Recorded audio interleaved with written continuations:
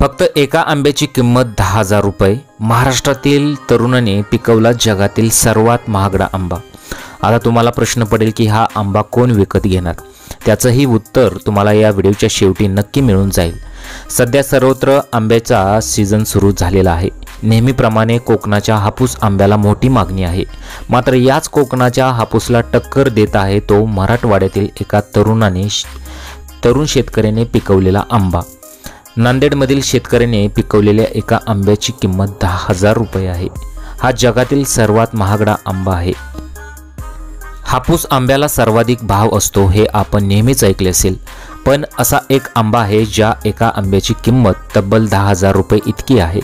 तब्बल 10,000 रुपये किंमत असलेला हा आंबा जो आहे जपानमधील मियाझाकी आंबा आहे।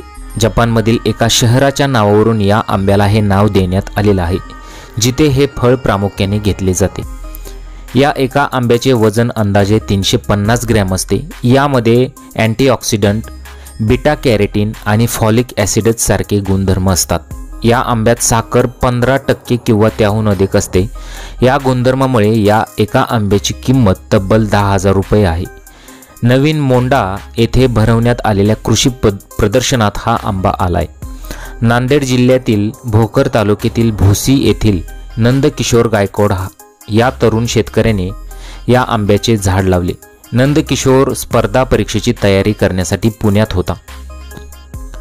कोरोना काळात लॉकडाऊन लागल्यानंतर त्याला गावी परतावे लागले। गावी येऊन शेतीत काही नवीन प्रयोग करता येतात का याबद्दल माहिती घेण्यास त्याने सुरुवात केली। इंटरनेटवर जपानमधील मियाझाकी आंब्याची माहिती भेटली। नंदकिशोरने फिलिपिन्समधून मियाझाकीची 10 रोपं आयात केली। या रोपांची काळजी घेण्यासाठी त्याने प्रचंड मेहनत घेतली। 2 वर्षांनंतर आता फळधारणा झाली। 10 आंबे झाडाला लागले आहेत। या एका आंब्याला 10,000 रुपये किंमत मिळेल अशी अपेक्षा नंदकिशोरला आहे। आंब्याची विक्री करण्यासाठी त्याने वेबसाईट तयार केलेली आहे आणि त्यानंतर चक्क त्याला 10 ते 15 ग्राहक असे भेटले आहेत असं त्याने सांगितलेलं आहे। जर तुम्हाला अशा प्रकारचे झाडं लावायचे असतील तर तुम्ही अगोदर वेबसाईट, त्यानंतर ग्राहक, वेबसाईटवरती ग्राहक कसे आले पाहिजेत हे तुम्ही अगोदर याचा अभ्यास केला पाहिजे।